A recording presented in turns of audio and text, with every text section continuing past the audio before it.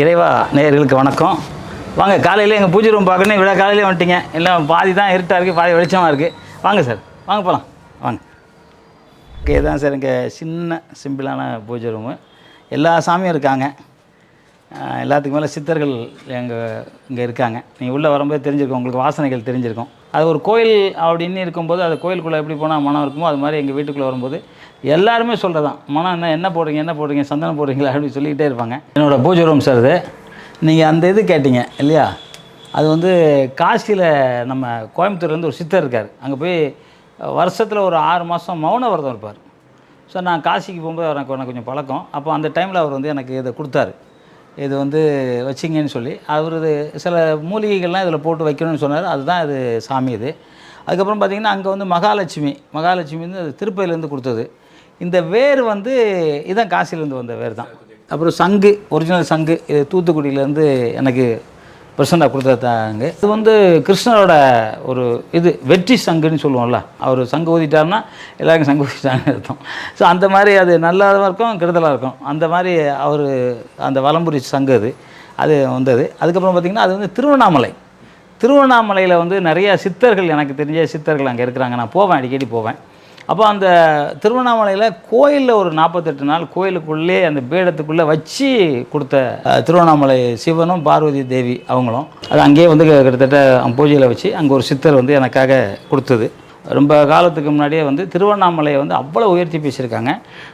இன்றைக்கும் பார்த்திங்கன்னா நிறைய சித்தர்கள் வந்து கிட்டத்தட்ட 500 வயசு 600 வயசு 700 வயசுலாம் இருக்காங்க. அங்கே இடையில பார்த்துட்டு ஒரு வருஷத்துக்கு முன்னாடி யூடியூப்லலாம் போனாங்க. ஒருத்தர் அப்படியே உட்காந்து அப்படியே பறந்து போனார், மரத்துலலாம் அப்படியே பறந்து போனார் பார்த்தீங்க.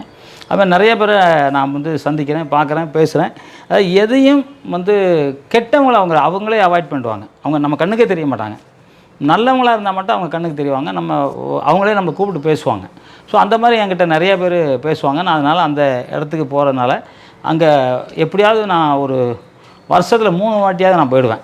ஏன்னா முன்னாடி ராமராஜன், நளினி மேடம் நாங்கள் வந்து போவோம். அதுக்கப்புறம் விஜயசாந்தி மேடம் நாங்கள் வந்து அங்கே போய் மாதம் அந்த பௌர்ணமிக்கு போய் சுற்றுவோம். ஸோ கிட்டத்தட்ட நான் வந்து ஒரு 30 வருஷத்துக்கு மேலேயே நான் வந்து அந்த கோயிலுக்கு அவருக்கு அடிமையாக இருக்கிறேன். ஒரு 25 வருஷம் முன்னாடி போகும்போதே வந்து ஒருத்தர் வந்து மரத்தடியில் தியானம் பண்ணிக்கிட்டு இருந்தார். நான் வந்து அந்த தியானம் பண்ணுறவங்க நான் ரொம்ப ரசிப்பேன். நானும் உட்காந்துருவேன், அவங்க முன்னாடி உட்காந்துருப்பேன். அவங்களுக்கு என்ன பார்க்குறாங்களோ நான் உட்காந்துருப்பேன்.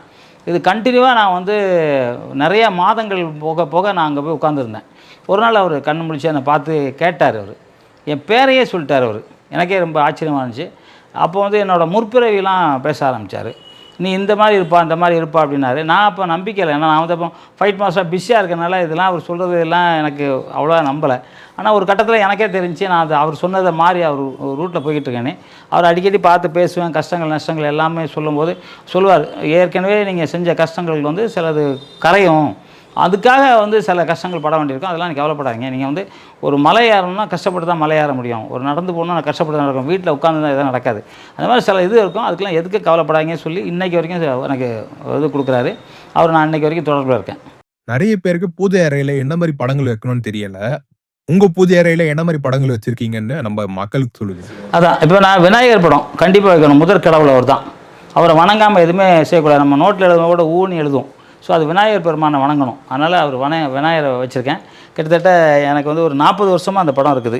அதுக்கப்புறம் பார்த்திங்கன்னா மகாலட்சுமி அவங்களும் 40 வருஷமாக அது வந்து தங்க தகடுகள் வந்து எல்லாமே தங்க தகடுகள், அந்த மாணிக்க கற்கள் எல்லாம் போச்சது. அப்போ வாங்கும்போது நான் 1.25 லட்ச ரூபா 40 வருஷம் முன்னாடி. இன்றைக்கி கிட்டத்தட்ட எதுவும் ஒரு 25 லட்ச ரூபா போகும்னு நினைக்கிறது.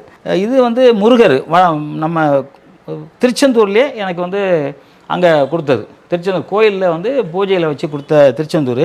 அது மாதிரி அந்த வெள்ளருக்கு வேறு. மற்றபடி இதில் வந்து காயின்ஸு, தங்க காயின்ஸ் இது உள்ளே வச்சுருக்கேன். இது உள்ள தங்க காயின்ஸ் இது உள்ள எல்லாம் மூடி வச்சுருக்கேன். ஏன்னா அது வைக்கணும் அப்படின்னு சொல்லுவாங்க. இது வந்து எனக்கு ஒருத்தர் ப்ரெசன்டேஷன் கொடுத்தாங்க. இது வந்து ரொம்ப அபூர்வமான பொருள். இது மாதிரி வச்சுருக்கதே ரொம்ப நல்ல விஷயம் பார்த்துங்க. அதனால் இது வந்து வச்சுருக்கேன் வீட்டில். மகாவிஷ்ணு மகாலட்சுமியும் கடலில் உட்காந்துருக்காங்க. அபூர்வமான ஒரு இது வந்து எனக்கு ஒருத்தவங்க அன்பளிப்பாக கொடுத்தாங்க. நம்ம வீட்டில் பூஜை எப்போப்பெல்லாம் பண்ணணும், அதுக்கு என்னென்ன முறைகளில் பின்பற்றணும்? சூரியன் உதிக்கிறதுக்கு முன்னாடி பூஜை பண்ணணும், ரெகுலராக பண்ணணும். நீங்கள் ரெகுலராக சாப்பிட்றீங்களா, அது மாதிரி அவங்களுக்கும் நம்ம ரெகுலராக வந்து பூஜை பண்ணணும். அவங்கள நம்ம நிறையா சக்கரை பொங்கல் அதெல்லாம் வைக்க வேண்டியதில்லை. ஒரு தண்ணி, ஊதுபத்தி, கற்பூரம் இது வந்தாலே அவங்களுக்கு வந்து ரொம்ப அவங்களுக்கு அதுதான் அவங்க கேட்குறாங்க. ஏன்னா அவங்க வந்து சாப்பிட்டு வயிறு நிறையதில்லை நம்மள மாதிரி. அவங்க வந்து உண்மையான மனசால் பார்க்குறாங்களா, அதுதான் அவங்களுக்கு வயிறு ரொம்பிடும். அந்த மனசு காலையில் நம்ம எழுந்துச்சி குளிச்சுட்டு அவங்களுக்கு வந்து பூஜை பண்ணணும், டெய்லி பண்ணணும். அதே மாதிரி இரவும் சாயங்காலமும் சூரியன் வந்து நம்ம லைட்டு போடுறதுக்கு முன்னாடி இது பண்ணி ஆரம்பிச்சிடணும். அதுமாதிரி சுத்தமாக வச்சுக்கணும், ரூமை வந்து மேக்ஸிமம் சுத்தமாக வச்சுக்கணும். பூ போடணும், அவங்களுக்கு பூ ரொம்ப இது பண்ணுவாங்க, பூ போடணும். இது மாதிரி விஷயங்கள். சாம்பிராணி வாரத்தில் ஒரு நாள் வெள்ளிக்கிழமை கண்டிப்பாக சாம்பிராணி போட்டே ஆகணும். சாம்பிராணி போடணும். பச்சை கற்பூரம் போடணும். பச்சை கற்பூரம் வந்து விளக்கேற்றது. இப்போ நம்ம சாதா பூங்கற்பூரம் வைப்பாங்க, பச்சை கற்பூரம் வச்சு விளக்கேற்றினா ரொம்ப நல்லதுன்னு சொல்லுவாங்க. ஸோ அந்த மாதிரி நிறையா விஷயங்கள் வந்து தினசரி பண்ணணும் அப்படின்னு தான் எனக்கு வந்து சித்தர் பெருமான் சொல்லியிருக்காங்க. நான் அதை மாதிரி கடைப்பிடிக்கிறேன். நம்ம வாழ்நாளில் கட்டாயமா இந்த கோயிலுக்கெல்லாம் போயிட்டு வரணும்னு நினைக்கிற புண்ணிய ஸ்தலமா நீங்க எதை நினைக்கிறீங்க? இல்லை, முதல்ல நம்ம குலதெய்வத்தை கண்டிப்பாக வணங்கணும். குலதெய்வம் எல்லாருக்கும் ஒரு குலதெய்வம் இருக்கும். அந்த குலதெய்வம் தான் முதல்ல வணங்க வேண்டியது. அதுக்கப்புறம் அவங்களுக்கு இஷ்ட தெய்வம் இருக்கும். இப்போ உதாரணத்துக்கு இப்போ பார்த்தீங்கன்னா காசி கம்பல்சரியாக போயிட்டு வரணும்னு சொல்கிறாங்க. காசி போயிட்டு வரணும். நாங்களாம் போயிட்டு நிறையா வாட்டி போயிருக்கேன். காசி வந்து போயிட்டு வரணும். அதுமாதிரி சிதம்பரம் கோயில், நடராஜர் கோயில் வந்து கம்பல்சரியாக போகணும்னு சொல்கிறாங்க. ஸ்ரீரங்கம் போகணும் அப்படின்னு சொல்கிறாங்க. அதேமாதிரி பார்த்திங்கன்னா திருச்செந்தூர் முருகரை பார்க்கணுன்றாங்க. பழனி முருகர் அங்கே போகர் வந்து சமாதி ஆகியிருக்காரு, அவரை பார்க்கணும் அப்படின்னு சொல்கிறாங்க. இது மாதிரி நிறையா கோயில். திருப்பதி, அதே மாதிரி திருப்பதி வந்து கம்பல்சரியாக, திருப்பதி சென்று வந்தால் வாழ்க்கையில் ஒரு திருப்பம் வரணும்னு சொல்லுவாங்க. திருப்பதி வந்து கம்பல்சரியாக போகணும். ஏன்னா அவர் கூப்பிடணும். அவர் கூப்பிட்டா தான் நம்மலாம் திருப்பதிக்கு போக முடியும். எல்லோரும் திருப்பதி நினச்ச உடனே போயிட முடியாது. ஸோ அவர் யார் கூப்பிட்றாரு போகணும். அதே மாதிரி சபரிமலை வந்து கம்பல்சரியாக போகணும். அந்த வந்து வாழ்க்கையில் ஏதோ ஒரு வகையில் வந்து சபரிமலை போயே தீரணும். அது ஏன்னா அங்கே போயிட்டு வரும்போது நம்ம பாவங்கள் வந்து அங்கே வந்து பம்பா நதியில் குளிக்கும்போது கல்லாறுன்னு ஒரு ஆறு இருக்குது. அந்த ஆறு ஒரு அடி தான் தண்ணி இருக்கும், உட்காந்தா எடுத்துகிட்டு போயிடும். ஸோ அந்த மாதிரி பவர்ஃபுல் ஆறு, கல்லுலாம் உருட்டும், அதான் கல்லாறு பேர். ஸோ அந்த ஆறுலாம் குளிக்கணும்னு சொல்லுவாங்க. இது மாதிரி நிறையா புண்ணிய கோவில்கள் ஏகப்பட்டது இருக்குது. நம்ம இன்னும் சொல்லிக்கிட்டே போகலாம். அதுக்குன்னு ஒரு டூரே வச்சுக்கோங்கனாக்கா புண்ணிய கோயில் பார்க்கணும். நிறைய மலை பிரதேசத்தில் நிறைய சித்தர்கள் இன்றைக்கும் வந்து இவ்வளோண்டு குகைக்குள்ளே வாழ்ந்துக்கிட்டு இருக்காங்க, சித்தர் பெருமான்கள். இது மாதிரி நிறைய விஷயம். நீங்கள் வந்து இந்த உங்கள் சேனலே வந்து அந்த பேரே வந்து இறை வழிபாடுங்கிறது ஒரு பெரிய விஷயம். நிச்சயமாக நீங்கள் இதை வந்து கொண்டு போய் ஒரு பெரிய சாதனை. ஏன்னா சில மக்களுக்கு அது தெரியல, என்ன பூஜை பண்ணுவோம் வேண்டாமா அப்படின்னு நினைக்கிறாங்க. ஒவ்வொரு வீட்லையும் இப்போ முன்னாடி சமையல் கூடம் இருக்கும், எல்லா வீட்லையும் சமையல் கூடம் இல்லை. இப்போ எல்லா வீட்டிலும் பூஜை ரூமுக்கும் பூஜை இல்லை. ஏன்னா கடவுள் இருக்காங்களா இல்லையான்னு அவங்களுக்கு டவுட்டு. கடவுள் இருக்காங்கங்கிறது கரண்ட் ஒயர் போகுது இல்லையா, அந்த கரண்ட் ஒயரில் கரண்ட் இருக்கா இல்லையானே பிடிச்சி பார்த்தா தான் தெரியும். பிடிச்சி பார்த்தோன்னே இறந்துருவாங்க, அப்போ தான் கரண்ட் இருக்குன்னு அவங்களுக்கு தெரியும்.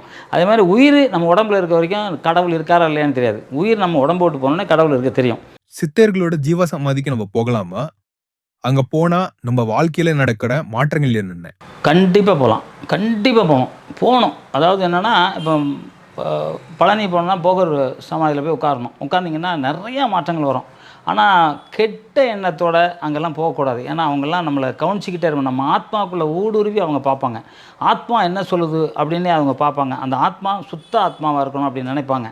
சுத்த ஆத்மா கிட்ட மட்டும்தான் அவங்க பேசுவாங்க. அந்த சுத்த ஆத்மாவை போய் உட்காரலாம்.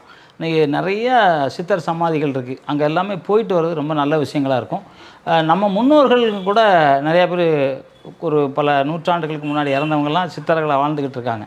அவங்க சமாதிக்கு நம்ம போகலாம். அதனால தான் சிலர் வந்து வருஷம் ஓப்பன் பண்ணால் அந்த சமாதி பூஜை அப்படின்லாம் பண்ணுவாங்க. நம்ம ஹிந்து முறையிலையும் பண்ணுவாங்க, கிறிஸ்டின்லேயும் பண்ணிக்கிட்டு இருப்பாங்க. அதனால் அந்த சித்தர்கள் சமாதிக்கு கண்டிப்பாக போகணும்.